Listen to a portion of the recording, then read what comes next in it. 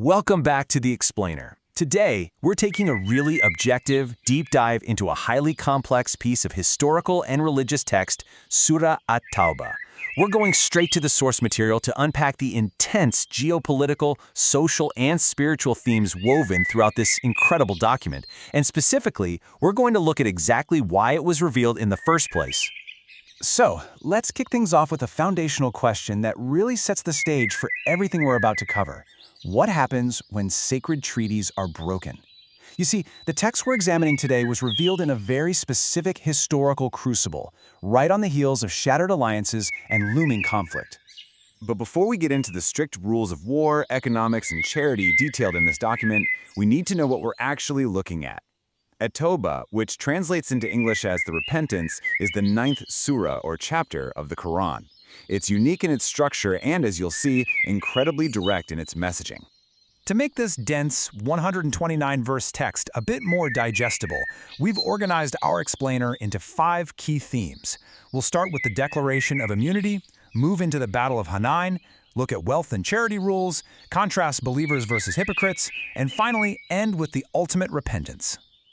All right, Section 1, the Declaration of Immunity, broken treaties, and their consequences. Let's see how this text addresses the immediate fallout of those broken alliances we mentioned earlier. The surah hits the ground running with a stark, uncompromising declaration. Right in verse 1, it explicitly dissolves treaty obligations with certain pagan groups. It sets a super serious, urgent tone right out of the gate. But the text doesn't just issue a decree, it actually builds a legal and moral case for it. And this gets to the core of why this text was revealed. It wasn't arbitrary. Verses 12 and 13 outline a very specific chain of events: violating oaths, mocking the faith, plotting to exile the messenger, and crucially, taking the aggressive stance by attacking first. This entire declaration is a direct response to a series of escalating violations. Now, here's a detail you absolutely can't miss. This wasn't a blanket dissolution of all treaties.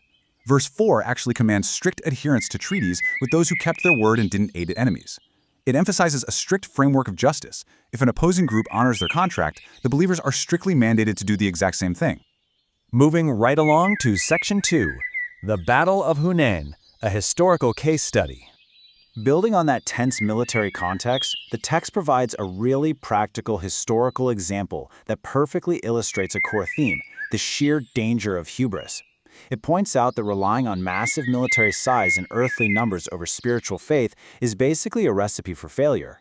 In this specific battle, despite having a massive army, the believers were initially routed and forced into a full retreat. The text gives us a clear 4-step breakdown of how this played out.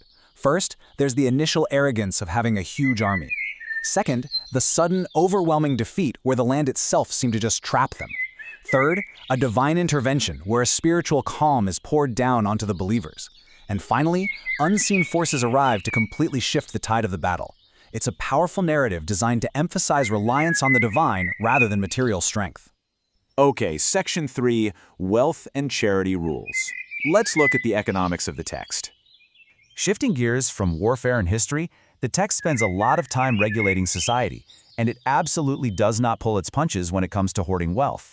Verse 34 warns of a severe penalty in the afterlife for those who bury gold and silver and refuse to circulate their resources for the betterment of society. Economic selfishness is treated as a profound moral failure here. To counter that kind of hoarding, verse 60 sets up a highly specific, structured breakdown for charity. It creates a comprehensive social safety net. We're talking funds not just for the poor, but for administrators, people in debt, stranded travelers, and even designated funds specifically for freeing enslaved people. It's a remarkably organized economic directive. Next up, Section 4, Believers versus Hypocrites. Here we're diving into textual contrasts.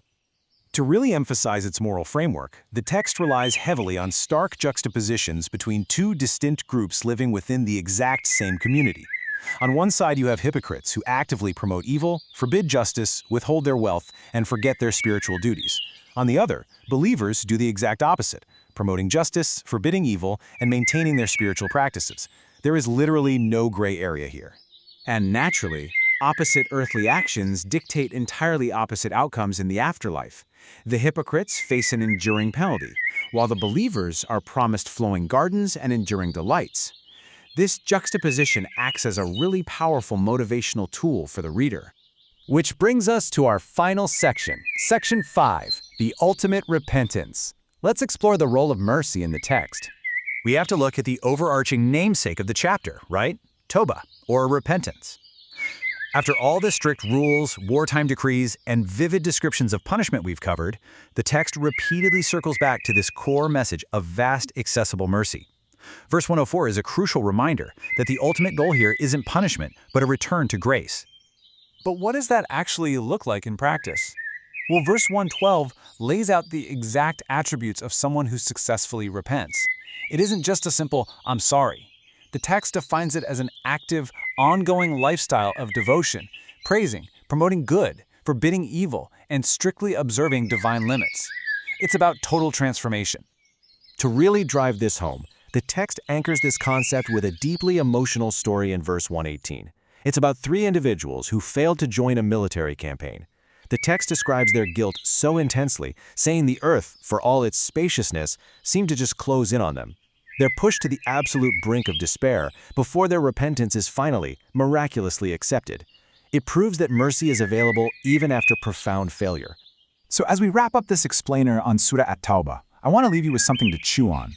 After analyzing the harsh realities of broken treaties, aggressive assaults, and strict economic rules, alongside these really profound anecdotes of forgiveness, does the text ultimately emphasize the uncompromising strictness of divine law or the limitless bounds of divine mercy? It's a fascinating tension that defines the entire chapter, offering us a timeless study in both justice and grace. Thanks for joining me on this deep dive. Keep questioning and keep learning.